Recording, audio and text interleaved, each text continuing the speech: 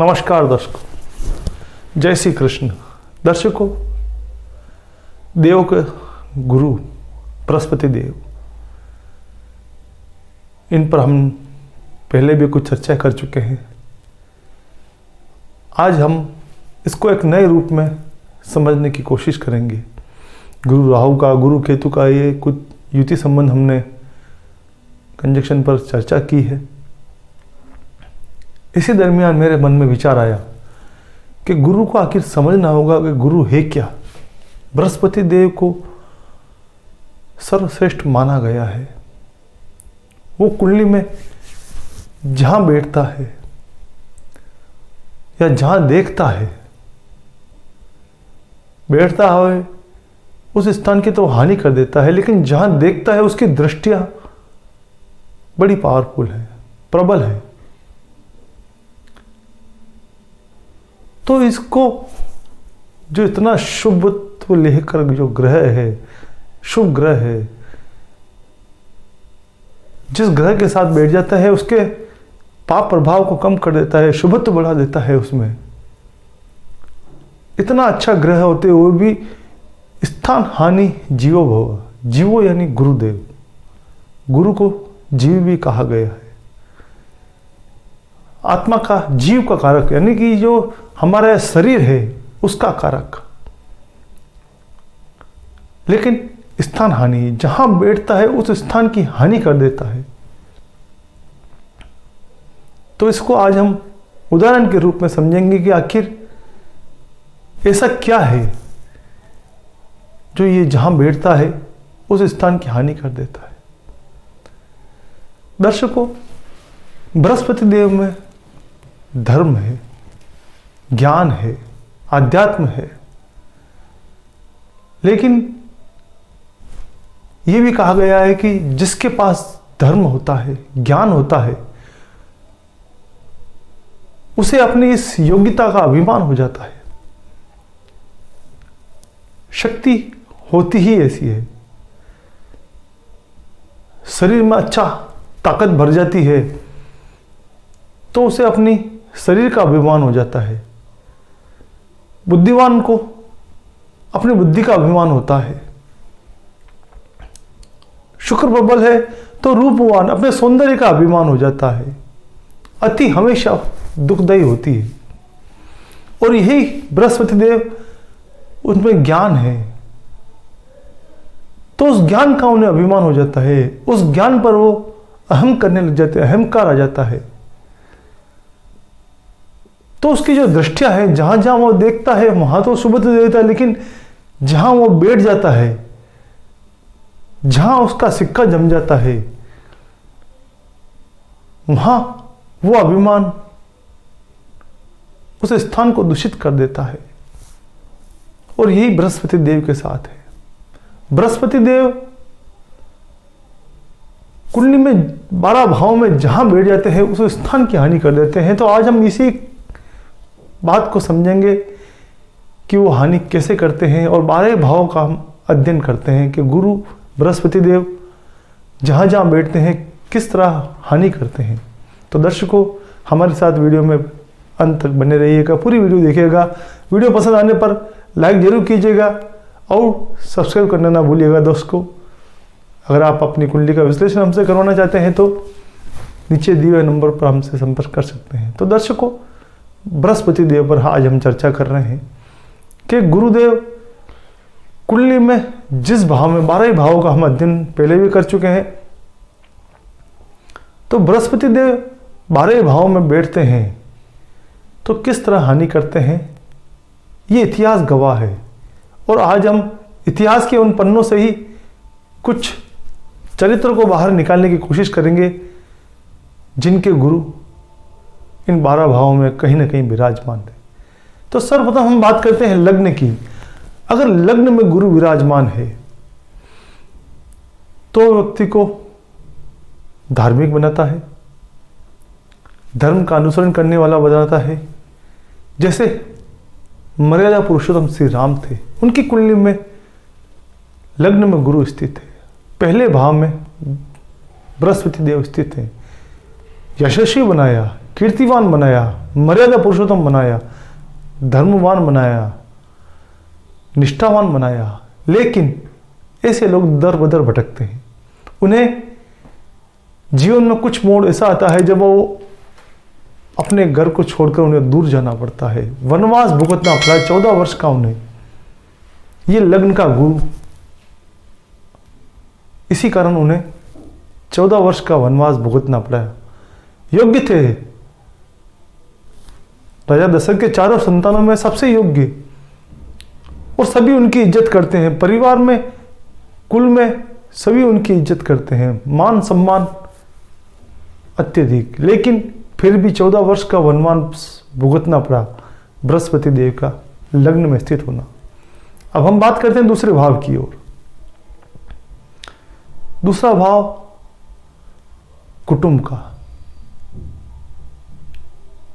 और यहां पर जातक को बृहस्पति देव खाने पीने का शौकीन, हर शौक मौज का करने वाला, कुटुंब में अत्यधिक मान सम्मान मिलता है। वृहद सभी उसका सम्मान करते हैं। सबसे प्रबल मुखिया के रूप में वो स्थित है, लेकिन अधिकारों से विहीन, भीष्म पितामह, अधिकारों से विहीन, सब कुछ सभी उनका सम्मान करते हैं, पितामह की उपाधि दी गई, लेकिन अधिकार के नाम पर कुछ नहीं। ना कभी राजा बने और ना कभी राज सुख का उपभोग किया। सब कुछ है लेकिन अधिकार नहीं, सम्मान है अधिकार नहीं। यह है दूसरे भाव का गुरु। तीसरे भाव के गुरु पर अब हम चर्चा करते हैं। यहां पर गुरु हवन यज्ञ करवाता, धार्मिक बनाता है, दाता बनाता है, देने वाला बनाता है, सब कुछ बांट देने वाला, कमाता है, पराक्रमी बनाता है, लेकिन अपना जो भी कमाया हुआ है वो सब एक बार दान दे देता है। राजा बलि का नाम सुना होगा, उनके तीसरे भाव में गुरु, पराक्रमी राजा, सम्राट, लेकिन वामन अवतारों में 3 पग 3 पांव भूमि दान की और अपना सर्वस्व दान देकर पाताल में चले गए। यह है तीसरे भाव का गुरु। एक बार जीवन में ऐसा मौका आता है, सब कुछ लुटा देते हैं, अपना जो भी कमाया हुआ है वो सब लुटा कर निकल जाते हैं। राजा बलि, दाता, उनके तीसरे भाव में गुरु है। अब हम यात्रा करते हैं चौथे भाव की। चौथे भाव घर परिवार का सुख, भूमि, वाहन, भवन, ये सभी सुख राजा हरिश्चंद्र के पास भी था, सब कुछ था उनके पास, लेकिन वो उस सुख का भोग नहीं कर पाए। चौथे भाव में गुरु बैठा हुआ उनके, दान देते रहे, सब कुछ लुटाते रहे।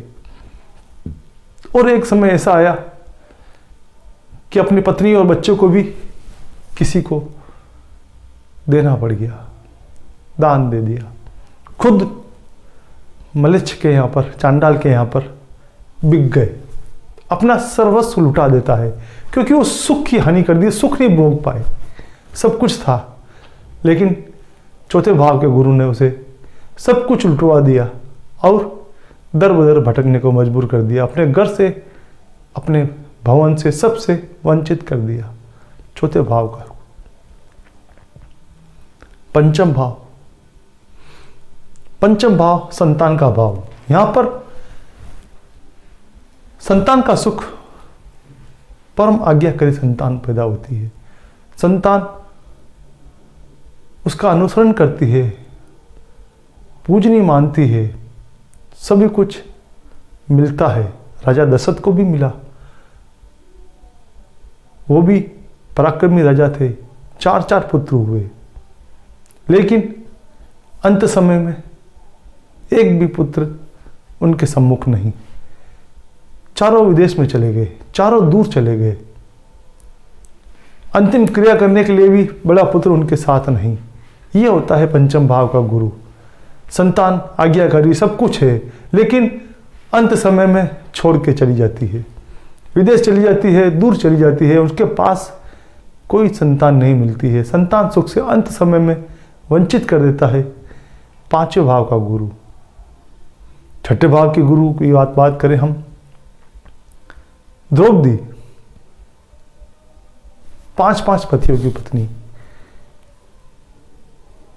महारानी की उपाधि, सभी सुख वैभव, सम्राट की पुत्री, द्रुपद नरेश की पुत्री, सब कुछ वैभव, हस्तिनापुर की महारानी, लेकिन मान सम्मान नहीं, अपमान मिला जीवन में। दुर्योधन ने अपमान किया, कर्ण ने अपमान किया, दुशासन ने अपमान किया, सभी का अपमान सहा, और सब कुछ होते हुए भी मान सम्मान नहीं मिल पाया। लेकिन जिनके छठे भाव में गुरु है, उनकी हाय बहुत बुरी होती है, बद्दुआ बहुत बुरी होती है। वो जिसको अपने दिल से बद्दुआ देते हैं, उनका नाश हो जाता है, क्योंकि वो छठे भाव में बैठकर दूसरे भाव को और 12वें भाव को देख लेता है। बद्दुआ बहुत बुरी लगती है। कौरवों का नाश हो गया उस बद्दुआ के कारण, कुल का नाश कर दिया उस बद्दुआ के कारण, जो द्रौपदी ने चिरहरण के समय कौरव कुल को दी और उसका नाश हो गया। अब हम बात करते हैं सप्तम भाव की। सप्तम भाव में गुरु कभी कभी देखा गया है कि स्त्री सुख से वंचित कर देता है, और स्त्री सुख मिलता है तो वो उससे दूर हो जाता है। राजा अज, उसके सप्तम भाव में गुरु बैठा हुआ। अप्सरा इंदुमती उनकी पत्नी, लेकिन उस सुख से वो वंचित हो गए और वो उन्हें छोड़ के चली गई। सब कुछ होते हुए भी राजा अज को उनकी पत्नी छोड़ दिया। प्रेम था दोनों में, अथाह प्रेम था, लेकिन फिर भी परिस्थिति ऐसी बनी। तो ये होता है सप्तम भाव, अलग कर देता है, पत्नी सुख से अलग कर देता है, पत्नी सुख में वियोग दे देता है सप्तम भाव का गुरु। अष्टम भाव का गुरु अचानक मृत्यु मोक्ष देने में सक्षम है। रावण के था, अचानक बुद्धि भ्रष्ट हुई और सीता का हरण किया, राम के द्वारा मोक्ष प्राप्त हुआ, अकाल मृत्यु प्राप्त हुई। लेकिन वो गुरु देता है अष्टम गुरु, उस आयु भाव में बैठकर अचानक मृत्यु दे देता है। नवम भाव गुरु की हम बात करें, धर्म सब कुछ है, विश्वामित्र की कुंडली में था। नवम भाव में गुरु धार्मिक बनाया, ऋषि, परम ऋषि, तपस्वी। लेकिन जीवन में एक बार मौका ऐसा आता है कि वो अपनी मर्यादा से, अपने धर्म से विमुख होकर अनैतिक आचरण कर बैठता है, धर्म से उसका पतन हो जाता है। विश्वामित्र के साथ भी ऐसा हुआ, परिस्थिति ऐसी बन गई कि उन्हें श्वान का मांस खाना पड़ गया, अपने धर्म से उनका पतन हो गया। जीवन में एक बार परिस्थिति बनाता है, नवम भाव का गुरु अपने धर्म से पतन जरूर करवाता है, क्योंकि वो धर्म का भाव है और वहां बैठकर वो स्थान हानि करता ही है। इसी तरह दशम भाव में कर्म क्षेत्र में पराजय दिखलाता है। दुर्योधन के था, दुर्योधन के दशम भाव में गुरु बैठा हुआ है। उन्होंने सब कुछ अर्जित किया, राज्य अर्जित किया, धन, वैभव, पराक्रम, यश, कीर्ति, उसका डंका कुरु कुल का, कौरवों का डंका दुर्योधन के नाम से चलता था। पूरे विश्व में उसकी ख्याति, भारतवर्ष में उनकी ख्याति, उनके भय से सभी डरते थे। कोई उनसे द्वंद्व करना पसंद नहीं करता था, भय करता था। लेकिन जब जरूरत पड़ी कर्म क्षेत्र में महाभारत के समय, तो उन्हें पराजय का सामना गुरु ने करवाया। जरूरत के समय जब भी कर्म क्षेत्र में आवश्यकता पड़ती है उस ज्ञान की, तो वहां गुरु धोखा दे देता है। यहां दुर्योधन को गुरु ने धोखा दिया, वो उस कर्म क्षेत्र में विजय प्राप्त नहीं कर सका। ये दशम भाव का गुरु। अब हम बात करें एकादश भाव की, तो एकादश भाव में राजा नल के था, कीर्तिमान राजा, सब कुछ, लेकिन जुआ खेला। जो लाभ प्राप्त होना चाहिए वो वहां उसे नुकसान देता है। जहां लाभ की जरूरत होती है वहां गुरु उस स्थान की हानि कर देता है। वो जुआ में सब कुछ हार गए और दर बदर भटकना पड़ा, राज्य गंवा दिया, सब कुछ गंवा दिया। उस एकादश भाव के गुरु ने पतन करवा दिया उसका। जहां उस कीर्ति की उसे आवश्यकता थी, उस यश की उसे आवश्यकता थी, वहां उसे बदनामी मिली। जुआ में अपना राजपाट सब कुछ हारकर वो दर बदर भटकने को मजबूर हो गया। ये है एकादश भाव का गुरु। अब हम द्वादश भाव की बात करें, ये काम वासना का भाव है। यहां गुरु पतन जरूर करवाता है। द्वादश भाव का गुरु व्यक्ति को अत्यधिक कामू बनाता है, क्योंकि यह सैया सुख का भाव है। धृतराष्ट्र का छोटा भाई पांडु, उनके 12वें भाव में गुरु है। तो उनकी जो मृत्यु हुई, वो उनकी पत्नी माधुरी के साथ काम वासना में लिप्त होते हुए मृत्यु को प्राप्त हुए। उनकी मृत्यु का कारण उनकी काम वासना बन गई। भोग लालसा उनकी मृत्यु का कारण बन गई। यह होता है 12वें भाव का गुरु। व्यक्ति उससे परे नहीं जा पाता, उस स्थान को वो दूषित कर देता है। गुरु मोक्ष देता है लेकिन भटका भी देता है। तो आज हमने ये बात की, गुरु स्थान हानि भव कैसे उदाहरण सहित मैंने बताया है। 12 भाव का अलग अलग कुंडलियों के द्वारा अध्ययन करके मैंने बताया है कि प्रत्येक व्यक्ति के